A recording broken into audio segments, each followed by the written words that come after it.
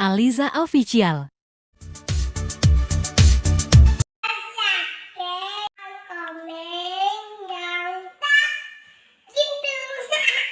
Pengajian online bersama Mas Elvin Fahmi, Anpidi. Assalamualaikum warahmatullahi wabarakatuh. Selamat pagi pemirsa Aliza Official atau sahabat-sahabat Aliza Official. Semoga selalu dalam lindungan Allah Subhanahu wa Ta'ala dan diberikan kelancaran dalam segala urusannya serta diberikan kesehatan.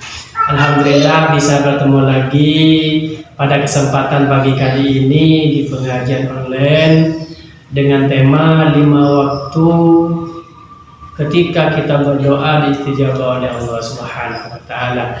Dijelaskan oleh Nabi Muhammad sallallahu alaihi wasallam, qala sallallahu alaihi wasallam, khamsu layalin la yuraddu fihinna ad-du'a'u. Awwal lailati rajabah, lailatul nisfi sya'ban, wa lailatul jumu'ati, wa lailatul fitri, wa lailatul nahr. Ini dikeluarkan oleh Imam Asy'uti bahwasanya Nabi Muhammad menjelaskan doa-doa atau tempat kita berdoa ini pasti diterima oleh Allah Subhanahu wa Ta'ala. Yang pertama, awwalul lailati rajabah, di malam pertama kita memasuki bulan Rajab. Semua doa kita akan diterima oleh Allah Subhanahu wa Ta'ala. Maka dari itu sangat dianjurkan di bulan Rajab ini untuk selalu mengangkat tangan kita dan bermunajat kepada Allah, mendoakan semua keluarga kita supaya diberikan kesehatan dan kelancaran rezekinya. Insya Allah akan diterima oleh Allah Subhanahu wa Ta'ala. Dan yang kedua, Lailatul Nisfi Sya'ban, di mana kita berdoa pada pertengahan bulan Sya'ban, itu dinamakan dengan Nisfu Sya'ban. Biasanya umat Nabi Muhammad itu mengamalkan ketika Nisfu Sya'ban karena bertepatan dengan perubahan buku amal, itu membaca surah Yasin 3 kali.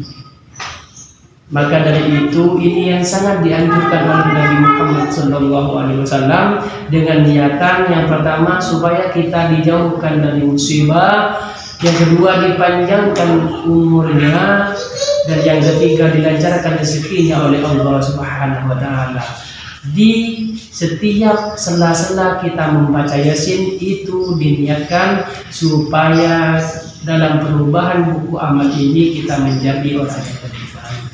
Dan yang ketiga, Lailatul Jumu'ah, di setiap malam Jumat itu adalah malam yang sangat istimewa dan pasti diistijabah, diterima segala dosa-dosa kita. Selain kita sudah terbiasa mendoakan para pendahulu kita ataupun nenek moyang kita yang sudah meninggal dunia, itu sangat pantas untuk kita doakan karena mereka hanya mengharapkan Fatihah dari kita, sehingga kita berdoa bagaimana mereka diberikan keselamatan di dalam akhirat.